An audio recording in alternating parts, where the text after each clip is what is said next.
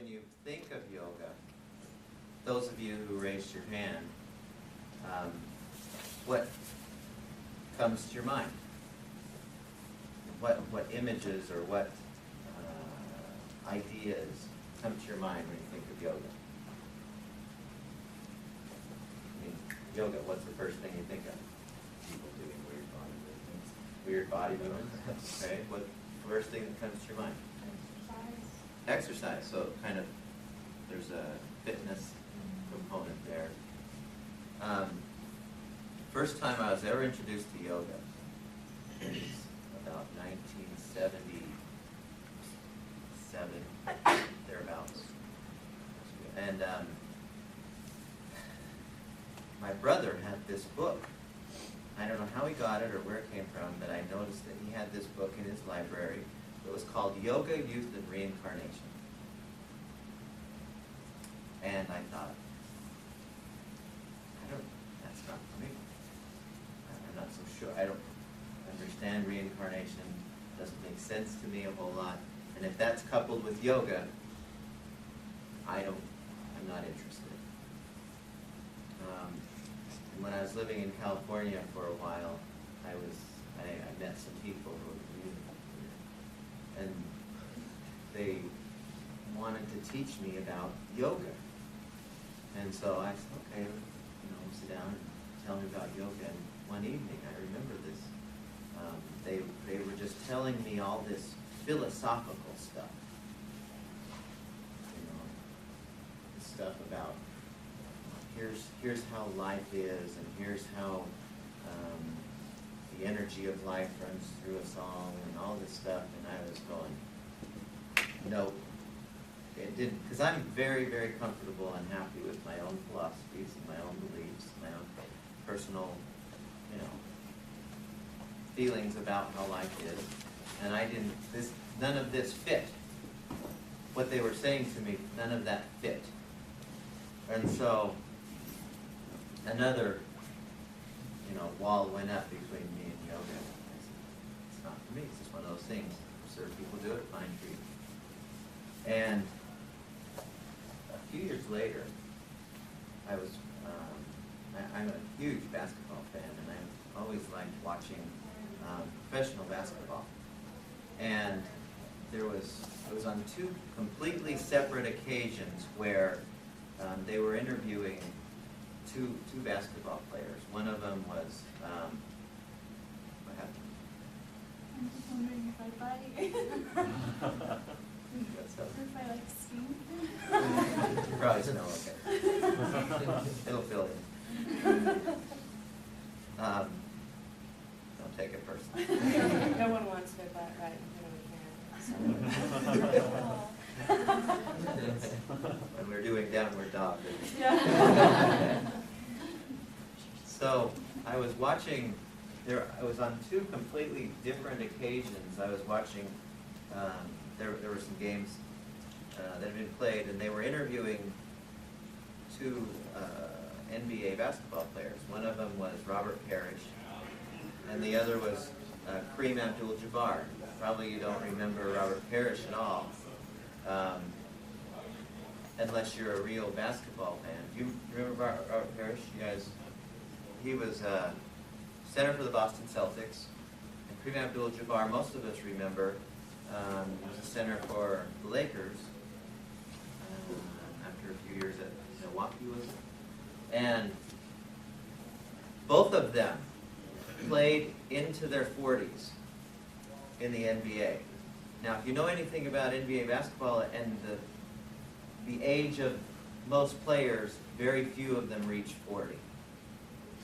And they asked both of these guys, and it wasn't like, okay, what about you, what about you? But when they asked both of these guys, they said, why do you think you've done so well for so long in the NBA? And both of them included in their description, or in their reason, because they did yoga.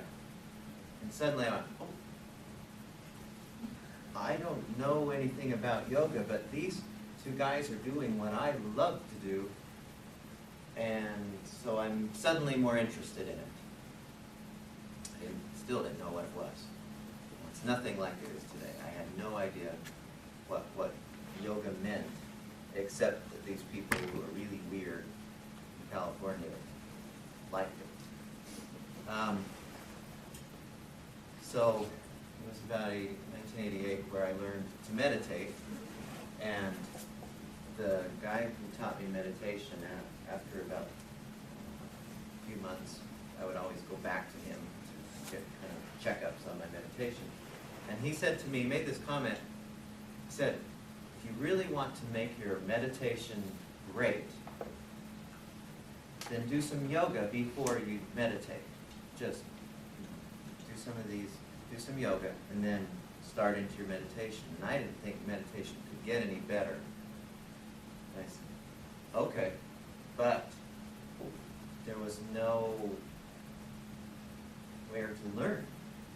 There was no books, there were no, certainly, we were barely into videotapes back then. And there weren't, you couldn't go to a bookstore back then and find a yoga anything, except for philosophical books, primarily. He said, find something on yoga. I didn't know what that meant. And so, finally I came upon a book. It was written by a guy by the name of Deepak Chopra, who now is world famous for all that he's done in this world of mind-body stuff. And this book was called Perfect Health. And it's on the book list, as a matter of fact. And it had pictures of people being in positions, and he said, oh, this is yoga.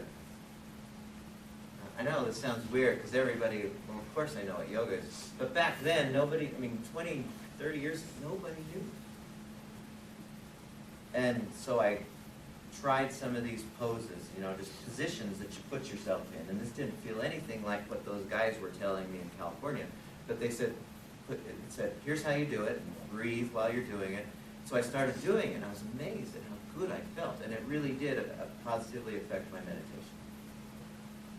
I didn't tell a soul that I was doing yoga, especially the guys I play baseball with, the guys I play basketball. What? You're not on our team anymore. You're doing yoga. So I didn't tell anybody, but I kept practicing it on my own, and I found that things started. It was at that point when I started doing meditation and yoga. It has been since then that I never get sick. And as soon as I start to feel a little bit sick, I just do a little yoga. And like, for example, there's one pose that I'll show you that whenever I have any kind of a stuffy nose and it won't be good, I just do this particular pose, cleans right up. Just automatically. I remember on one occasion I was playing basketball at a church. When I was living in Illinois, I was playing basketball in a church, and it was like rap ball where you get 10 guys playing, and then there's another 5 guys who are waiting to come in as soon as somebody loses. And our team happened to lose, and so I thought, rather than sit and wait for the next game, I'm going to go into one of the classrooms in this church and just do some yoga, just stretch out some.